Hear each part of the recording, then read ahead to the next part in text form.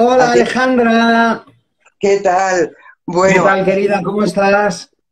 muy bien. ¿Nos has estado escuchando a Santiago y a mí? Por supuesto, no me lo podía perder. Yo ¿Qué a es? Santiago le quiero mucho y admiro mucho su labor, su viaje y es una persona que todos tienen que descubrir y le van a descubrir aquí en Confinados, amigos. Tenéis que haceros con vuestro ejemplar ahora mismo. Ahora mismo, Mm, ¿eh? Este libro se lo tienen que leer todos. Alejandra, que te admiro, que te quiero, que estoy encantado de tener este ratito contigo. Dime, ¿Te Rubén. oigo? Ahora, que te escuchaba entrecortada, que es un placer estar contigo. Por fin, que te admiro y te quiero Sí. y lo sabes. Estuvimos a punto de conocernos cuando hace 2 años, cuando yo presenté mi libro en tu ciudad, Sí. en Alcalá, ¿vale? Y no, pero yo creo que ya falta poco para que nos conozcamos. Yo creo que falta poco. He estado leyendo un Bueno, poquito tu... yo Sí. lo estoy deseando, que coincidamos, porque Mm. y tenemos que colaborar y hacer cosas muy bonitas juntos. Pero ahora mismo lo más importante es animar a todos los amigos que nos ven ahora o que nos vean después en diferido a que compren confinados. Es que hay que comprar Mm. confinados, porque para mí es un museo lo que hemos creado, Alejandra. Es un museo, ¿no? Es verdad que no hay esculturas, no hay pinturas, pero hay obras escritas. Somos más de 40 personas. Para mí es el museo del confinamiento, el museo del coronavirus en nuestro país. Y me parece fundamental que lo compren, sea a través de Amazon, o sea a través de la web de la editorial Sara Alejandría, o sea a través de cualquiera de los escritores que participamos, más de 40, porque se lo vamos a firmar y dedicar con muchísimo cariño, pero sobre todo porque no nos podemos permitir olvidar.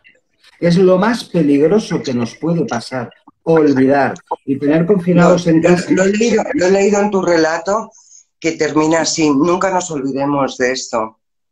Termina tu relato, Que termina con una frase así. es Y que está bien. me parece fundamental. Tú dices que es como un monumento sin esculturas. ¿Sabes? Lo que yo veo además es que todos nos hemos mostrado de la forma que hemos sentido y hemos vivido esto, ¿no? Y ahora a lo mejor hay gente que me dice, es que estamos hartos de hablar del confinamiento, de esto, tal, pero es que esto es parte de la historia de la humanidad, lo que nos está pasando. Y lo digo varias veces, este libro no está escrito desde el recuerdo de lo que pasó, sino todos lo escribimos cuando estábamos viviendo el confinamiento, ¿vale? Y muchas veces no escribíamos, soltábamos, teníamos la necesidad de soltar todo lo que estábamos viviendo. Tu relato, que me ha encantado sobre el vecindario, tal, no lo quiero decir más para que Muchas la gente lo gracias. lea, pero me ha parecido muy entrañable y, y me ha gustado mucho. Pero ahora quiero, como el tiempo, Gracias, ¿sabes? Alejandra. Lo de la culpa, me ha encantado lo que tú hablas, dices de hablar de la culpa. Yo tengo mi opinión, pero quiero es que tú expongas la tuya y luego conversemos un poco. ¿Por qué has querido Muy hablar de bien, la culpa? porque habitualmente se considera como la emoción o el sentimiento más inútil del ser humano, como que tenemos que rechazar constantemente la culpa, como que es una emoción que no necesitamos para nada, que nos invalida, que nos limita, que nos bloquea, y eso no es verdad. En el ser humano y en nuestra naturaleza no hay ningún sentimiento que sea inválido, que no sirva para algo o que no tenga un propósito. Entonces nos pasamos la vida rechazando la culpa cuando la culpa en el confinamiento, cuando la culpa en la crisis del COVID, cuando la culpa en este encierro ha salvado miles de vidas. Lo que pasa es que tenemos que entender el sentimiento de la culpa. La culpa, cuando me inhabilita, cuando me inmoviliza, no sirve para nada. Pero cuando despierta en mí un sentimiento de responsabilidad, cuando especialmente es una culpa anticipatoria que me permite protegerme o no repetir errores, es uno de los sentimientos más protectores que podemos tener. Lo que pasa que siempre es verdad que nos sentimos culpables desde el punto de vista equivocado. Empiezo a culparme por algo que ya no tiene remedio, que pertenece a mi pasado, que me atormenta y que me bloquea. Pero, por ejemplo, cuando llega el confinamiento, cuando llega ese día en el que nos dicen tenemos que quedarnos encerrados en casa, Aparte del miedo, porque nos estábamos enfrentando a algo completamente desconocido y todo esto.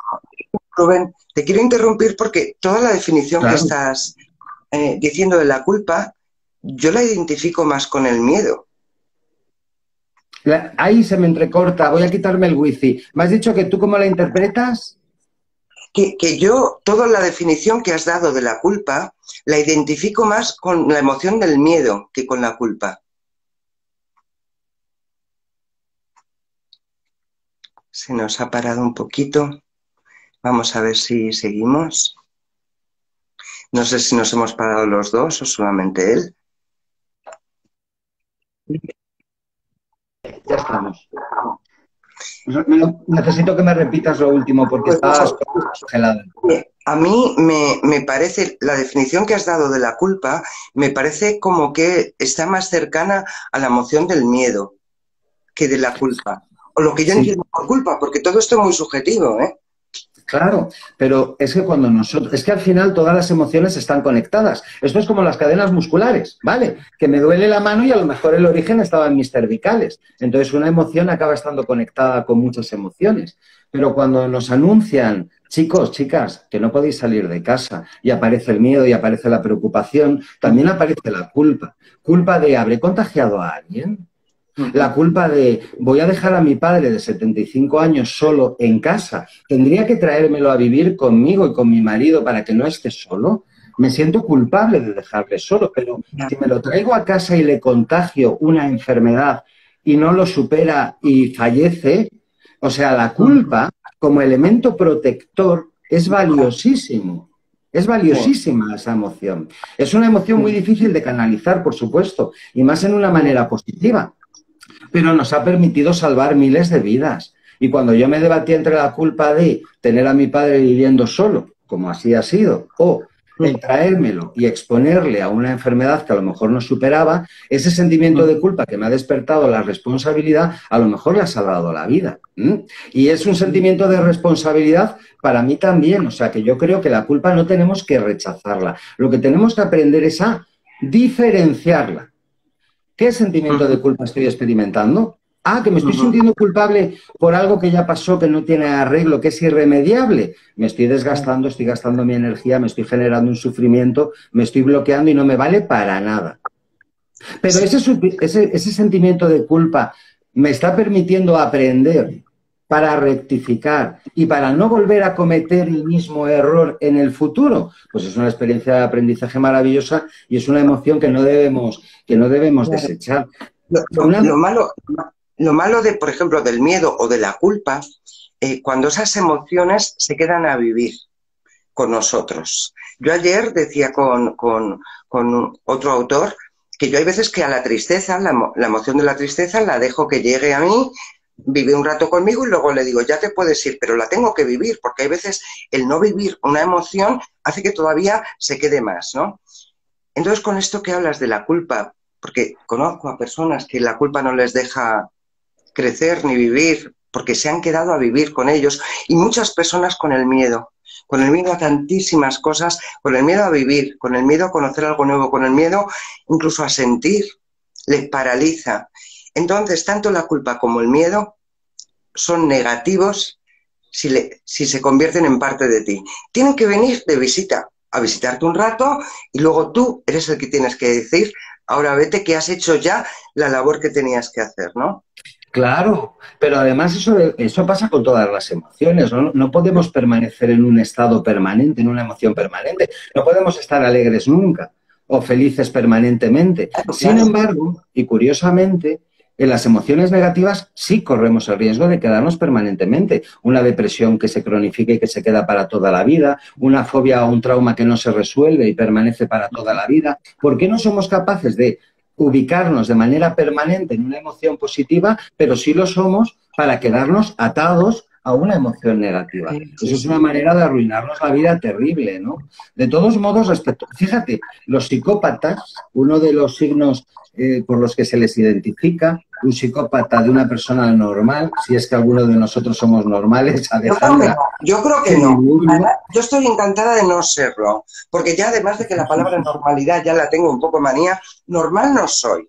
¿Verdad? Mira, a mí me gustaba, me encantaba la descripción que Lucía Echevarría hacía sobre la normalidad o la anormalidad. Decía que para ella todo aquello que no perjudicara a nada, a nadie, ni a ti mismo, era normal. Y que todo aquello que generara algún tipo de daño a alguien o a ti mismo era anormal. Y me gustó mucho esa manera de diferenciarlo.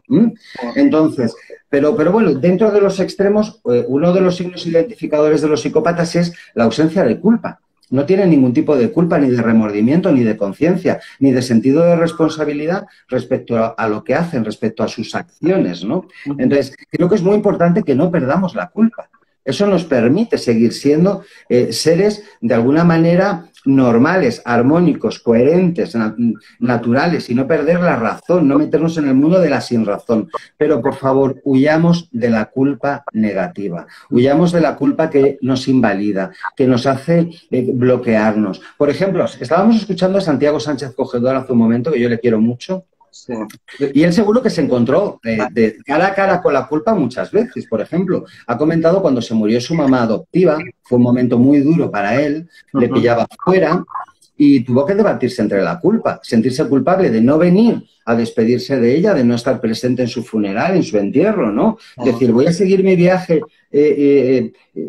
o sea, no me voy a sentir culpable de no estar a su lado en este momento. Estaría muy bien que Santi un día nos cuente cómo canalizó esa culpa. Sin embargo, fue capaz de canalizarla y de entender que el mejor homenaje, el mejor agradecimiento que podía hacer a su mamá era continuar su viaje, porque invalidarse, que esa culpa le paralizara y anular todo su proyecto de vida por algo que ya no tenía remedio, porque su mamá ya le estaba iluminando desde el cielo, pues era un sinsentido. Entonces yo creo que la culpa tenemos que dejar de rechazarla, pero tenemos que saber reconocerla. Cuándo me invalida, cuándo me hace daño, cuándo es completamente inútil y cuándo me está permitiendo ser responsable y modificar, ¿no?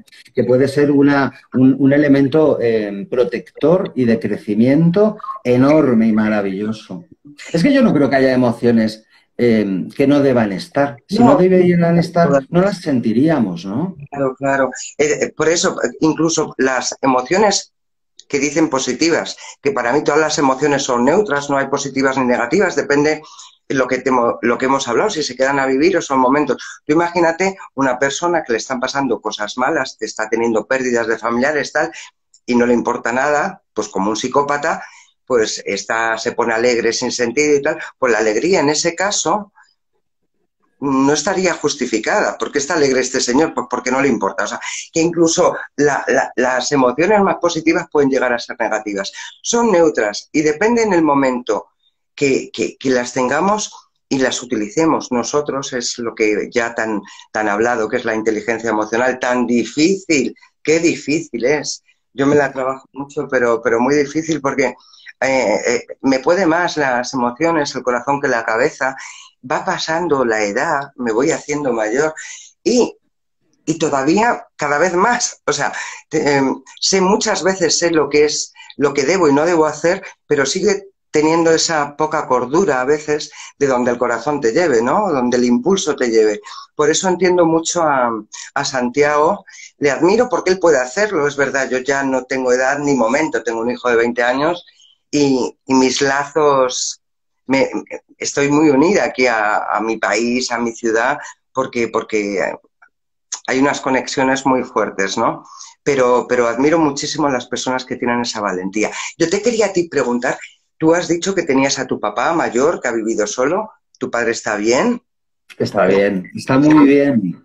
Las personas mayores nos han dado una lección tremenda, han tenido una capacidad de adaptación absoluta, mucho mayor que la nuestra, quizá por lo que les ha tocado vivir, quizá porque por esa experiencia de vida que tienen saben valorar mucho más aquello que tienen y conservarlo y pelear por ello. Mi padre ha estado mucho más animado que yo, mucho más tranquilo y relajado que yo, mucho más obediente que yo. Y cada mañana nos despertaba con unos mensajes de ánimo y de apoyo que decías, no me lo puedo creer. Pero es que además ha sido una tendencia muy marcada en todas las personas mayores, igual que los niños. Decíamos, ¿pero qué vamos a hacer con los niños?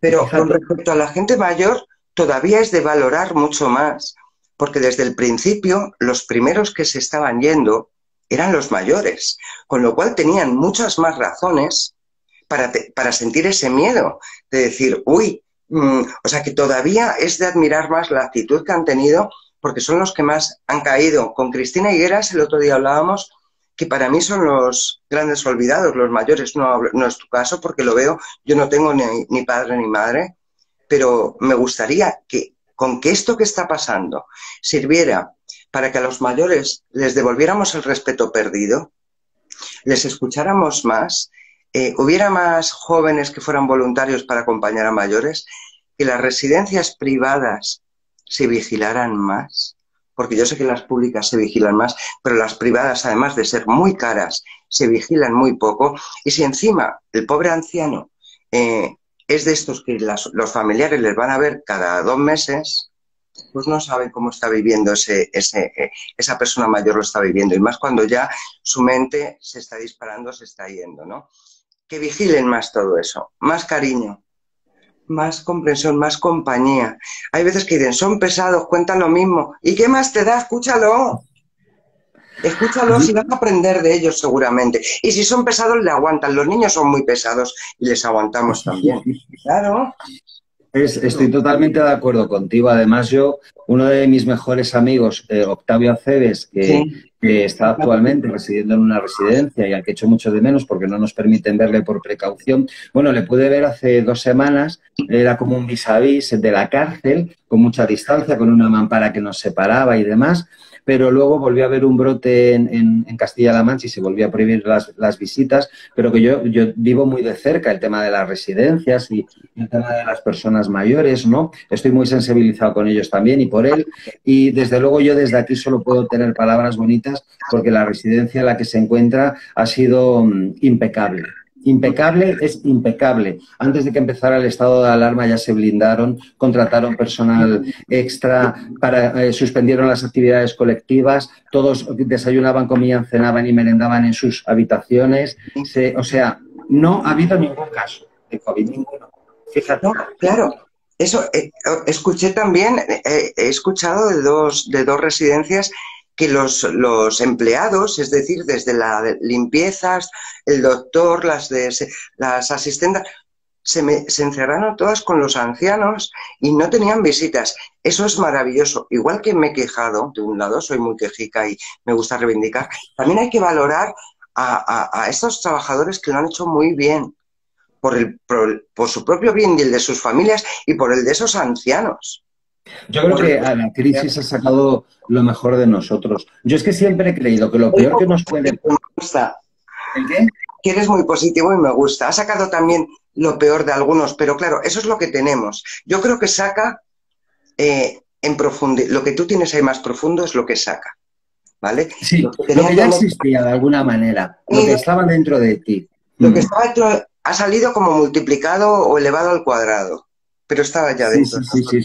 Sí, porque pero realmente no nos transforma, al final sale lo que es tu propia naturaleza. Pero yo lo que sí he podido observar en mi entorno y en mí mismo es que cada vez que nos pasa algo terrible, de lo peor que nos puede suceder, sale lo mejor de cada uno de nosotros mismos. Yo sigo creyendo mucho en el ser humano, sigo creyendo mucho en los españoles. A mí me ha dado también mucha rabia cada vez que decían, como Bob, en España no, porque ¿cómo somos los españoles? Yo creo que los españoles en general hemos sido un ejemplo, que hemos cumplido, que hemos sido obedientes, que hemos permanecido en casa, pero lógicamente...